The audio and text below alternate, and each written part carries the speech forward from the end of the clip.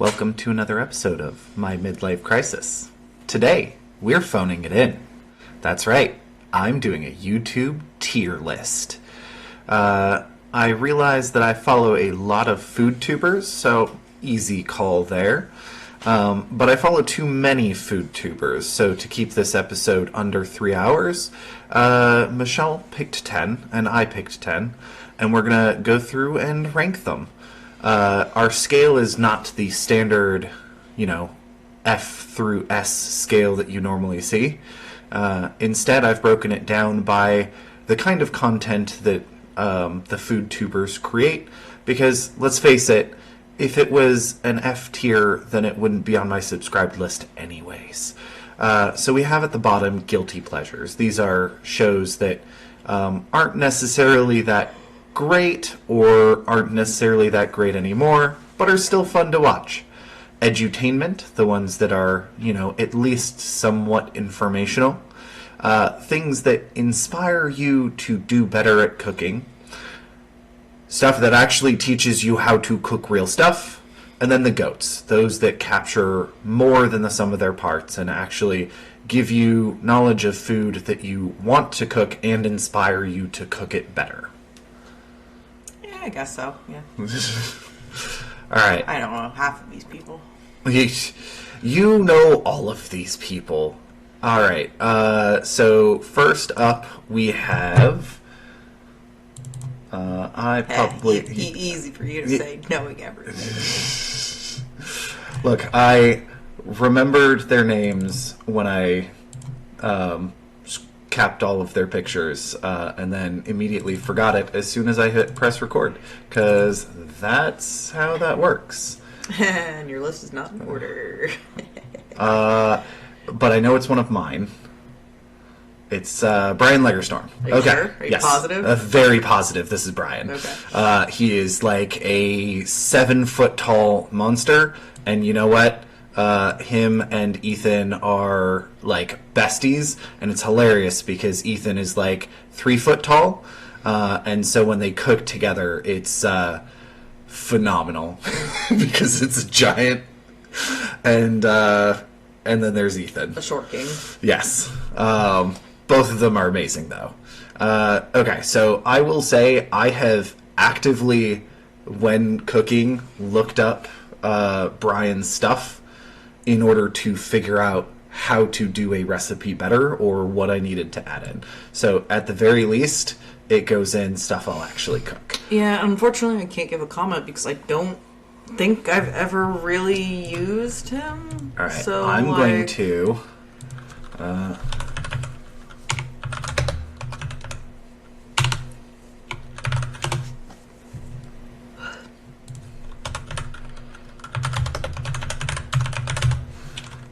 Brian Legerstorm. So... Hey, what's up? Pasta salad is not very well respected, either as a pasta... No? Nothing? Not ringing a bell? No. Okay. Well, you've definitely eaten... But his videos look very nice. They look professional. Professional. It looks like he could easily follow along and do the recipes. Yes. So he does a really good job of... He does a really good job of form over function, so it's more about doing stuff that makes sense to make the recipe better, not necessarily going above and beyond on technique, like some of the later ones in this list, where it's, we're gonna make this so technique heavy that you're never actually gonna do it. That last little bit. Okay, I can see that. Yeah. Ethan, same thing. He actually just recently started a secondary channel that is entirely designed to make it so that you can cook food throughout the week easier, but still have it be an elevated experience and a fun. While we're doing these, you should actually be pulling them up so that we can actually reference something. I actually really like that. What you did with this guy. Okay. Ethan Chabowski. Bam.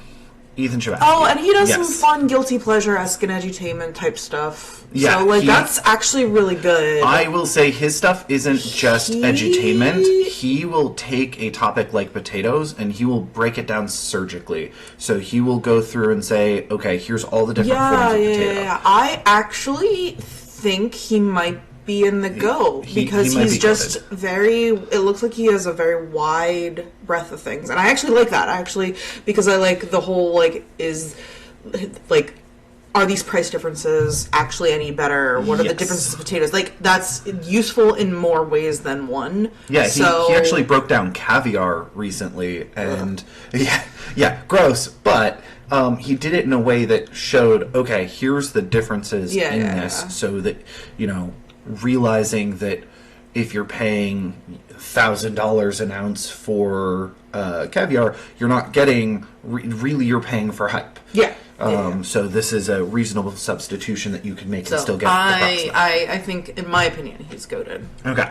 And this is the Keto Twins? Yeah. Okay. So I chose them because back when we were on keto a couple of years ago and lost like a stupid amount of weight, I actually looked at a lot of their stuff for ideas of like, hey, how can we change this? How can we do fun desserts?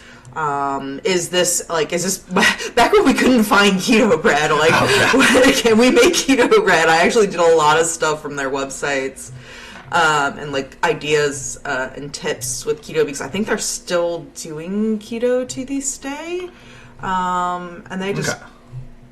Yeah, I might have to. I don't think I am subscribed. I'm gonna have to hit that. Yeah, subscribe so button. like they're a small group, but they go on and off.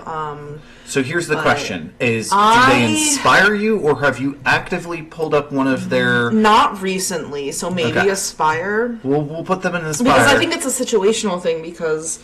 I haven't eaten keto in a while. Like, I've just been counting my calories. So it's just one of those things where, like, some of the stuff might be actually quite useful. But, next. Okay. Not another Cooking show. One of the greatest of all channels. But the question is it goated on this is this scale? the guy that we followed for the tomato recipe? Yes. Okay. Yeah. Tomato sauce recipe? So we have actually cooked a few of his meals. He definitely fits into the stuff I aspire to cook. Yeah, but he does a lot of, Italian stuff, right? And we just don't really cook super amounts of pasta. But like, the stuff that we did cook, it was delicious. Yep, I'm I not have done the Sunday sauce. I've Yeah. done weekday sauce. I think Aspire is accurate. It's one of those where this is an odd situation where stuff I actually cook is above stuff I aspire to cook, but I think that looking at it that way is wrong. They're different categories. Yeah. One is not better than the other than goated, because goated, you do everything. Yes. But for this one, I would say he inspires me to get into the kitchen and cook, regardless of whether or not it's explicitly what he is cooking. That's fair. Yeah. But still, fantastic channel. Josh. Used to be clearly here. I think he's guilty pleasure for me. He dropped to here, and now he's guilty pleasure. It's nothing against him. Like, he's funny. He's very entertaining to watch, but his older stuff used to be a lot more relatable. Yes. And you say a lot more relatable. But He would spend $100 to make a bagel. Yeah, that's fair. But like, it's still like I have never referenced his stuff for recipes. Yes. Nope. So I love just watching the B-roll footage because that was a funny meme for the longest time. Yes. I think that as his journey through YouTube has progressed, he's needed to make the necessary trade-offs of, okay, I need to hit the algorithm. He had to find a direction. Yeah. And that definitely results in lowest common denominator. But, like, I'm not going to lie. I also watch lowest common denominator because absolutely I am lowest common denominator. Yeah. So there's nothing bad about it. No. It's just a thing. It is still guilty pleasure, though. Max. Yep. Tasting history with Max Miller. I personally no. Edutainment. I want to cook them. I actually want to put them in goated because Have you cooked anything that he has ever cooked? but I want to. Then it can't be goated. He hits all of those things. Except for Stuff I've actually cooked. you haven't actually cooked it. I haven't cooked it. But there's no category for it. I've done everything. You know what? I put Ethan in goated. I will give you this one in goated. There is so much stuff that I would love to try, and like the history aspect of it is so good. He has Pokemon in the background, which is always fun to see which one matches up. Like he's just a fun personality. He's just an all-around good guy. Like you can't not like him. I think that he is goated edutainment. He's goated edutainment. 100% goated edutainment. All right. Next up, cheat meals. Yeah, you want to pull that this one up? is yes. We like cheat meals. Yes. Exercise for cheat meals. for cheat meals. I think we bought his cookbook for Yes. No, we haven't gotten his cookbook yet. Oh, we haven't? Okay. However, I've debated on it several times. I have a feeling that this year's probably going to be the year that I break down. Years of cookbooks. But I have actively cooked his recipes before. So, yeah. And he has some really good stuff. Very good, low-calorie, high-protein content. Which is good. Yes. I like that. And it looks so good. He does some really good Photoshop. I still have not figured out how to make the pizza dough actually stretchy. Mine comes out way too... Ooh, look at that pizza. Overproofed? No. Oh, yeah, your dough, yeah. Yeah, where the gluten is just way too strong. But his stuff is looks delicious, looks really good, and actually tastes good for all the stuff that I've cooked, and is surprisingly healthy. So, considering this year's goals are diet related, definitely hits. Oh yeah, no, we went to him for the creamy advice. Yes. So which we need to use that more. Well, Guga. Oh. I don't know Guga. You know Guga. Sous vide everything. Oh. So I did Guga Foods first. This guy. Yes.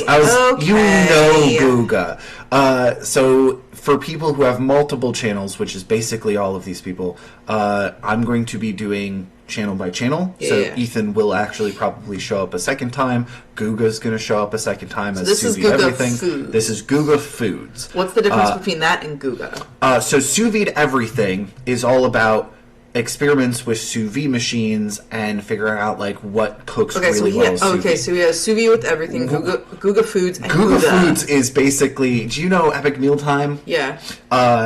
It's kind of like that category of stuff where it's. Okay. I view it as pure entertainment. Yeah. I would almost put it in guilty pleasure, but I don't feel guilty watching Guga. His stuff is amazing, and it does have some amount of education to it. So because you want us to do edutainment for this one? I think edutainment. I can agree for edutainment for this one. Because you learn what different extreme scenarios cause different reactions. So, like, he'll do dry aging in miso powder for a month. Okay. And so the experiments do actually give you some amount of education, but like I'm never gonna cook anything that goes on Guga Foods. It is still it's also a guilty pleasure, but edutainment. Okay.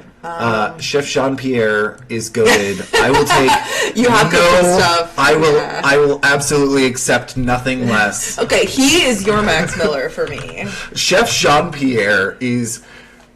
I would love to meet this man in person. He seems like just the kindest human on the planet, and his cooking is always focused on anyone could be... He's the Ratatouille guy. Oh, yeah. Anyone could be a chef. I feel like the movie Ratatouille should pay him royalties because it is clearly based off of him. Alex. I don't know about Alex. Oh, you know Alex. It's not Alex. It's French guy cooking. Oh! Yep. He's This done. is where we learned about the pasta Yep. way back then. He also has done an entire series on ramen, which actually improved our ramen game. He goes very deep dive. I want to say edutainment. Yes, I would agree. Edutainment. Because I've learned a lot from him. So I would actually put him above Guga Foods. Yeah. Just purely based on the fact of, like, I think I have come away a better cook because of some of the edutainment I've gotten from Alex. That's fair. I can't say the same for Guga. When I get to sous vide everything... We sous vide a lot of stuff. I think that it's a different story there. I think that one would probably end up in stuff I'll actually cook or goated. Yeah. But, like, Alex's content is just fantastic. And I feel like that deep connection with the ADHD of finding a topic and just laser focusing on it and deep diving, it speaks to me on that level. Yeah. Adam Ragusia. I think solidly stuff I'll actually cook. Yeah. And I actually used his advice a lot. I want to say almost... Yeah. No, I'm agree with that. Like, when you did the macarons one, I actually used his advice a lot for that, of, like, it doesn't matter what they look like, you're eating them. And it doesn't matter what order you put stuff in, because it really doesn't make a difference. If you're okay with it not being as pretty, then it doesn't matter, and I really didn't care what they looked like. That's what I love about his content, is he comes at it from a perspective of what is going to make it easier for you to make the food that you want to make. Yeah. And that solidly goes into the category of stuff I'll actually cook. Alton Brown. Goat? Oh, goat, yeah. Because he's both entertainment. Yeah. He is... We have cooked some stuff from him. And he also inspires. So, like, I'm saying goating. All right, let's go Jean-Pierre. I'm assuming you're going to... No, I'm actually going to put Alton Brown as my second. Yep. And then... yeah, that works. I'm okay with that. Okay. Now we're getting to the really fun ones. I have no idea who this is. I don't even know if I've shown you this one. This isn't You Suck at Cooking. This is Future Canoe. So Future Canoe basically started his channel as... I'm going to go and try and make all the stuff that the food YouTubers make. But he does it in a, like, very monotone voice. I think I have seen one or two. Fork, where he has a fork that's, like, bent in half and uses it as a whisk. No. But I think I have seen one or two because I think I've seen the face. Well, you've seen the face all over. That's the NPC meme. Oh. But yes, his stuff is very much focused on funny, not focused on anything practical. So I would say this solidly is guilty pleasure. I would rate him above Wiseman just because his stuff is funny, and funny is more important than anything else. Okay. Cakes by MK. I can absolutely tell you this is probably stuff I aspire to cook because she has delicious looking things. But because I'm trying to lose weight. Yeah, this looks like stuff I aspire to eat. Yes. She did a faux Starbucks lemon pound cake, and I really wanted to make it for like your birthday or something like that, but I never got around to it. And I think she does like the pumpkin loaf remakes and stuff like that. The nice thing is, my birthday comes every year, and it's the same time every year, so you could plan for it. She has some if you ever want dessert. No, scroll back up to that lemon cake. The lemon cake, yeah. So she has some really, really awesome looking stuff, and she makes it, and it's like you follow her, and it's really just. It's sort of like. Was that the Matilda chocolate cake? Yes, that's the. Yeah, Bruce's mom. Yep. But like she's just so easy to listen to as well, and like she'll do stuff like with buttercream, like, hey, this is a better buttercream, and I don't know, she's just I aspire essentially to cook like this, but yeah. Okay. So someday. Yes. It's one of those with a sweets channel, it's difficult because like I aspire to eat all of it. Yeah, to have a body where I can eat that and not like feel horrible. Oh, the chantilly cake. Oh, that looks so good. Sam the cooking guy. I'm pretty sure you've seen some of his videos. I haven't watched a lot of his content recently, but he does stuff out in his backyard. I swear he's got to live in Hawaii or California or something, because like his backyard, his backyard is just gorgeous all year round. I don't recognize any stuff. So okay, I don't think I've ever seen it. I think I would put it in Aspire. Aspire, because I don't know if I've actually cooked anything directly off of one of his recipes. It all looks absolutely delicious. Amazing. Oh, that dude can cook. That's the one that I was looking for earlier. Sorry, I need to... Save that one off. I'm just gonna... That's future video content. Okay. Aspire. Aspire. Yeah. Next up is Anti-Chef. This is another one I don't know if you're going to know. He does a lot of cook-off videos. Basically, I don't recognize him. So my understanding is his series started with him basically going through other chefs' cookbooks and being like, I am not a chef. Let me see how well I can execute on this concept. Oh, that's a good idea. That's a wonderful idea. 10 out of 10. From an execution perspective, I've never actually gone to him for recipes. So, guilty pleasure or stuff you aspire? I think guilty pleasure. It almost would be edutainment, but there's nothing really... I mean, he does bake-offs where he'll go through, like, 3 different chefs' versions on a classic dish. But I don't know if that really qualifies as edutainment. I don't feel guilty when watching him, but I definitely do get pleasure out of it. It's a very good channel, but we're gonna drop him in guilty pleasure. Monsieur Babish. Babish, the Babs, solid guilty pleasure. Oh yeah. Early on, I would say it was a little bit more edutainment and stuff I aspire. I could definitely see some of his videos bumping up to stuff I aspire. I want to say I've done stuff I'll actually cook with one of his recipes once, but it was also a recipe that I looked up like 3 other people's versions of it and kind of just did a mishmash of them. So I think guilty pleasure. Okay. Middle Eats. You're gonna love this channel, and I think you are going to want to subscribe to this one. So this is a I want to say he's Turkish, and he moved because it's a play on Middle Germany. East. Yes. And he does all sorts of Middle Eastern food. Either that or he's Egyptian. I mean, the Egyptians are in the Middle East, so.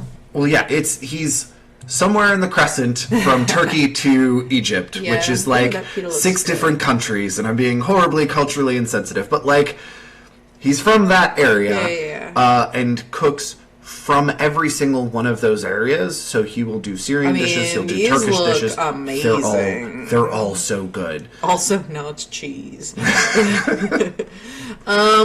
This is stuff that I aspired to cook. Yes. Easily, hands down. I will say we have started cooking more Middle Eastern food. We have. But I don't think I've done any of his recipes directly yet.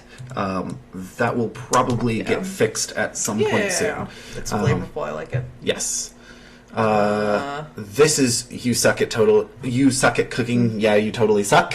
Oh, I have seen some of those videos. Yes. I know for a fact you've seen these because I've sent them to you multiple times. I think this is the definition of guilty pleasure. It is totally guilty pleasure, but it does have some stuff on here that we could. Oh yeah, absolutely. I have probably made dishes very similar to stuff that he has made. But I don't go to his content for recipes. I go to it purely for the entertainment. Yeah. And as far as entertainment goes, he is the GOAT. Yeah. Final. New York Times cooking. I mean, I had to do kind of like I hate to say a standard, but like... Yeah, they absolutely... They're like a bare bones... That if we were your parents, my parents, they would be goated. No, your parents have cooked so many New York Times recipes, but it's good. They are. They're delicious. I don't think I've ever actually gone to New York Times recipes to cook something directly from them. I have saved them once or twice. I will say aspire. I will say aspire because like I'm not gonna lie, those king dumplings, the long mandus, look really good. Yeah, no, it's. Definitely very, very good cooking that we would probably enjoy were we to actually follow it. Yes, go to the recipe and follow it as they do. I think is New York Times cooking? No, I think that's another channel. There's the America's Test Kitchen. Oh yeah. But that'll have to wait. This has been 25 minutes of us phoning it in. Like, subscribe, or whatever.